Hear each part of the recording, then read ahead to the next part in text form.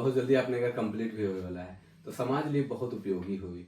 अच्छा, एगो पारंपरिक राग कोई ऐसा जिकर धुन आपने बजाए दो, फिर हमारे पारंपरिक राग कर विस्तार चर्चा करब।